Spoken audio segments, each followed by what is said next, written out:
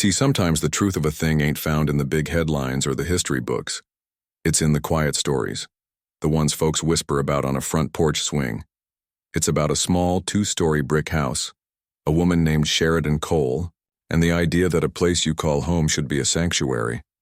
But what happens when the welcome mat ain't really out for you, and the very peace you've worked your whole life for is treated like a threat? This ain't just a story about a house. It's a lesson about who we are when we're faced with what we ain't. The story starts with a woman who had spent over 2 decades serving her county, a respected professional in her field. Sheridan Cole, a 44-year-old woman, had finally bought the home she had worked her whole life for, a small 2-story brick house with a tidy lawn in a quiet neighborhood called Brookhaven Estates. It was meant to be a place where she could relax after years of chasing warrants and long nights in the line of duty. But the peace she was looking for started to crack the moment she pulled her moving truck into the driveway. She was in jeans and a t-shirt, her hair tied back just trying to get settled in, but she felt the eyes on her. She saw the blinds twitching across the street, a man watering his lawn who just stared, and a woman on her porch whispering into a phone while never taking her eyes off Sheridan. Sheridan knew that look. She'd seen it before when she walked into certain restaurants in her uniform or when she was responding to calls in neighborhoods where her authority was silently questioned. But she told herself this was different. This was her home now. The first person to speak to her was an older man walking his dog. His voice was flat when he asked if she was moving in, and he didn't offer a smile in return for her own. Later, the HOA president, a man named Clifford Branson, rolled up. He seemed polite on the surface with a firm handshake, but his eyes never quite warmed. He gave her a rundown of the neighborhood rules, and Sheridan immediately caught the subtext. It wasn't a welcome, it was a warning. That night, as she sat surrounded by her boxes, she had a quiet feeling that tomorrow would only dig the first cracks into the foundation of her new life here. The suspicion wasn't just in the eyes watching her.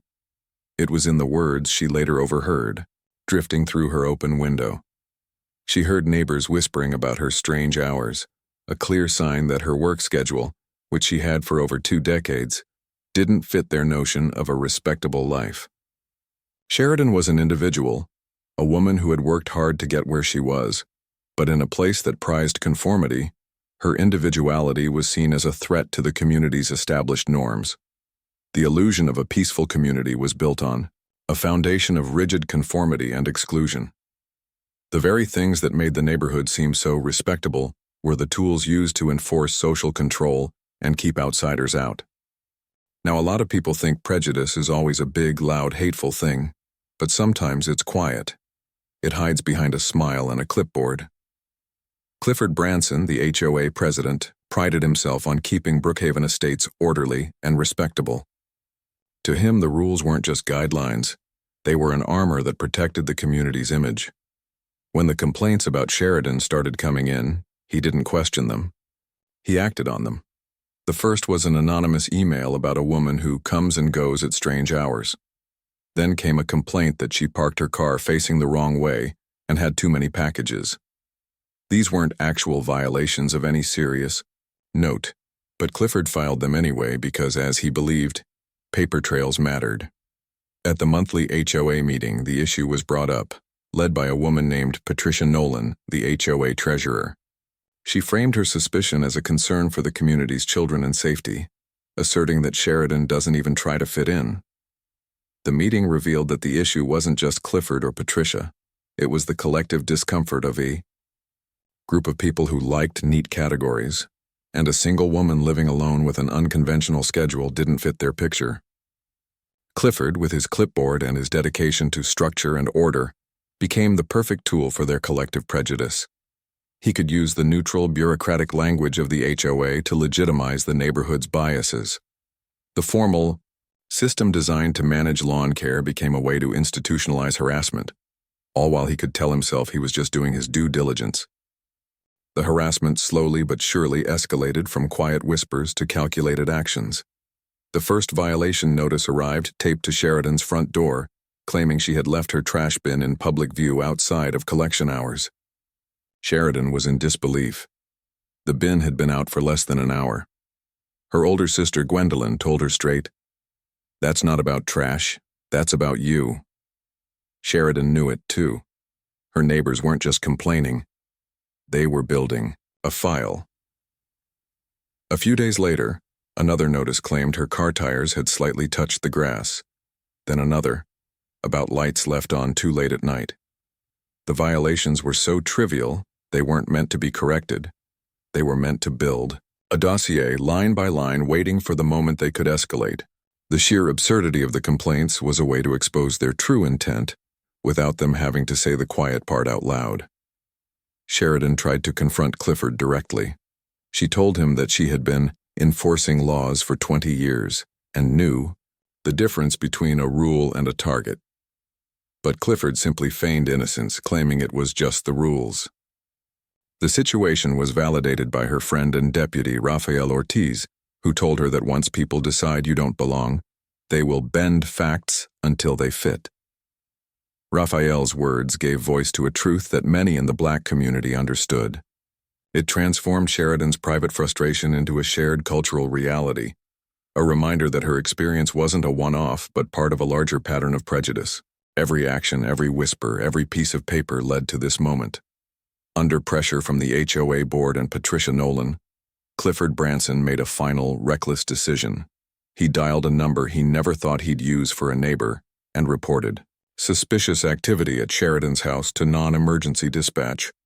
He convinced himself he was protecting order, but what he was really doing was using the power of the state to enforce his own social code. Sheridan was at her dining room table filling out reports when the glow of red and blue lights filled her street. She looked up to see not one but 3 squad cars lined up in front of her house, doors open, radios crackling. Sheridan walked out onto her porch, arms folded, and a deputy named Lauren McKinney squinted, the recognition dawning on her face. "Sheriff?" she called out, disbelief thick in her voice. The young officers who were there on a call about suspicious activity and possible criminal behavior were instantly humiliated. They had been sent to the house of their own boss on a bogus call. Sheridan, in her uniform with her badge glinting under the flashing lights, spoke with a sharp but calm voice. She told her deputies to make a note. These calls aren't about crime, they're about neighbors who can't mind their business. Her identity as the sheriff was no longer a secret. It was revealed in the most public and embarrassing way possible for her neighbors who were watching from their windows. This moment of profound irony shifted the power dynamic entirely. Clifford, who had emerged to pretend to check his mailbox, hunched his shoulders and retreated back inside. The neighborhood had to confront the reality that the woman they had profiled wasn't just a target, she was the law. The morning after the lights came on, a special HOA meeting was called with mandatory attendance. Sheridan saw it for what it was, a chance for the board to spin the events in their favor. But she had other plans. She arrived at the clubhouse wearing her full uniform. Her boots struck the linoleum floor with a steady rhythm as she walked straight to the front row, a purposeful act of power. Clifford, perched behind a podium with his clipboard, tried to start the meeting, but Sheridan rose to her feet. The room fell silent. "That's right," she said. "Sheriff Sheridan Cole, Seminole County. The woman you all decided was suspicious enough to call the police on." Gasps broke out, and Clifford's face went pale. Patricia Nolan was stunned into silence. Sheridan's speech wasn't a rant. It was a powerful, measured declaration of identity and justice. She laid out the truth.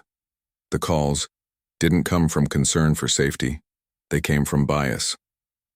She told them she left for work early because crime doesn't wait for daylight, and she came home late because she was fighting for justice. A board member named Ronald Pierce finally spoke up, admitting, "If we're calling the police on our own sheriff, maybe the problem isn't her, maybe it's us." By wearing her uniform, Sheridan had forced them to see her not as an anonymous target, but as the authority they had just tried to undermine. She was not just a stranger trespassing on her own porch, but the very law they had weaponized against her. The meeting showed that exposing prejudice doesn't always lead to instant healing. It forces a community to confront its own divisions. As Sheridan walked out, the clubhouse doors shut behind her with a heavy thud, leaving the neighbors to wrestle with the truth she had left behind. The story didn't end with a simple apology or a sudden change of heart. The neighborhood was fractured. Some neighbors, like Harold and Denise Gardner, offered genuine apologies, ashamed of their inaction. But others, like Clifford and Patricia, remained unrepentant, fueled by their resentment. Sheridan knew the battle for her home wasn't over. She held her own community forum, not as a sheriff in uniform, but in plain clothes as a neighbor. She told them that her story was a lesson about how fragile community really is. It doesn't take a crime to break trust. Sometimes all it takes is a rumor, a glance, or a silence. She ended with a simple but profound statement. You can either keep seeing me as a problem, or you can see me as what I really am. A neighbor who wants the same thing you do. Safety, peace, respect. The story of Sheridan Cole reminds us that authority doesn't shield anyone from prejudice, and that real change begins not with laws, but with a willingness to look each other in the eye and admit when we've been wrong.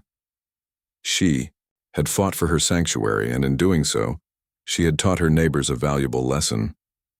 The final act of true courage wasn't confronting a suspect. It was simply standing her ground in her own driveway and declaring that home is worth fighting for.